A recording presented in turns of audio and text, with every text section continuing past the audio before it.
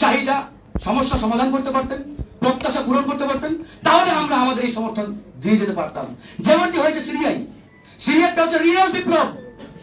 বিপ্লবের পরেই চেয়ারে বসে সেই তরুণ নেতা ঘোষণা দিলেন, আমরা 5 বছর ক্ষমতায় থাকবো এবং একটা জাতীয় সরকার হবে। এই সরকারে বিপ্লবের পক্ষের শক্তিগুলো থেকে আমরা প্রতিনিধি নিয়ে এই সরকার গঠন করব।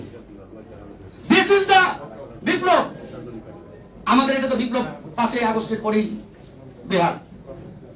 তো সেই জায়গা থেকে এই যে ধানমন্ডি 32 খুলনা বিভিন্ন জায়গায় বাড়ি ভাঙচুর হচ্ছে, এটা সেটা হচ্ছে, আমার কথা হচ্ছে ফ্যাসিবাদের আস্তানাগুলো নিয়ে আমাদের বিন্দু পরিমাণ সহানুভূতি নেই, সহানুভূতিটা নেই। ভেঙে চুরমার করবেন, ফ্যাসিবাদের দোষরদের উৎখাত করেন, কোনো আপত্তি নেই, আমরা চাই। কিন্তু কথা হচ্ছে কখন করবেন, কাদের মাধ্যমে করবেন, কারা করবেন, দ্যাট ইজ দ্য পয়েন্ট। এখন আসেন, ছাত্ররা বলছে শেখ হাসিনা দিল্লি থেকে বসে বাংলাদেশকে বেকাই দেয়, বাংলাদেশকে নিয়ে ষড়যন্ত্র করছে। এই ষড়যন্ত্রের প্রতিবাদ হিসাবে ছাত্র জনতা বোল্ডোজার নিয়ে 32 রওনা দিলেন না? এখন আমার প্রশ্ন, এই যে শেখ হাসিনা বাংলাদেশের খুনি পলাতক কমান্ডার দিল্লিতে বসে বাংলাদেশকে বেকায়দায় ফেলার দুঃসাহস দেখাচ্ছেন, এই দুঃসাহস দেখানোর পিছনে নিশ্চয় কোনো না কোনো ফুয়েল কাজ করছে। এই ফুয়েলটা আসলে মানে কোন জায়গা থেকে আসছে? এই তেলটা কোন জায়গা থেকে শেখ হাসিনা পাচ্ছে যে বাংলাদেশকে নিয়ে ষড়যন্ত্র সে অব্যাহত রেখেছে? এটাকে আপনারা বোঝার চেষ্টা করেছেন? এটা আমি খুঁজে পেয়েছি। শেখ হাসিনা বাংলাদেশকে বেকায়দায় ফেলার যে দুঃসাহস দেখাচ্ছে, এই দুঃসাহস দেখানোর পিছনে যে ফুয়েল, এই ফুয়েলটা যাচ্ছে বাংলাদেশ থেকে। আর এই ফুয়েলের ট্যাঙ্কার রয়েছে এই সরকারের উপদেষ্টা পরিষদে, সেই ট্যাঙ্কার রয়েছে সচিবালয়ে, পুলিশ বাহিনীতে। যখন শেখ হাসিনা সকালে ঘুম থেকে উঠে চোখ মেলে তাকাই, দেখে আরে সচিবালয়ে 90% চেয়ারে আমার লোক বসা এখন। শেখ হাসিনা যখন ডান দিকে তাকাই, আরে পুলিশ বাহিনীতে 80 লোক এখন আমার বসা। শেখ হাসিনা যখন বাম দিকে তাকায়, দেখে উপদেষ্টা পরিষদে আমার লোক। তাহলে শেখ হাসিনা যখন দেখে চতুর্দিকে আমার লোক, তো সে আপনাকে নিয়ে ষড়যন্ত্র করবে না তো কাকে নিয়ে করবে? বলেন, কাকে নিয়ে করবে? মৃত ফ্যাসিবাদ নিয়ে তোমরা মানে ভেঙে দাও, চুরমার করে দাও, আর জীবন্ত ফ্যাসিবাদের দোষরদের প্রমোশন দিয়ে বড় বড় চেয়ারে বসাচ্ছে।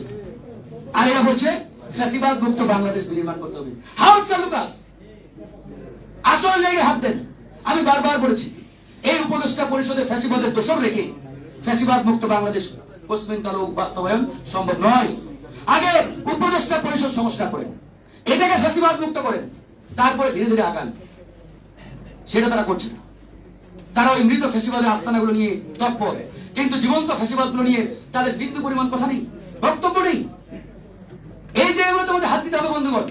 এই যে বইমেলায় গতকালকে যে ঘটনাটি ঘটেছে, আমার কথা হচ্ছে ফ্যাসিবাদের দোসরদের বই মেলায় আসলো কিভাবে, কেমনে সম্ভব? তার মানে বাংলা একাডেমি এই বই মেলার মূল ধারক বাহক, মেইন প্রতিষ্ঠান। তাহলে বাংলা একাডেমি জানতেন না যে এই বই মেলায় কোনোভাবেই ফ্যাসিবাদের পক্ষের শক্তিগুলোর যারা রাইটার তাদের বই যাতে না আসে? তারা এই ঘোষণা কেন দিলেন না? তাহলে দায়ী কে? দায়ী তো এই বাংলা একাডেমি।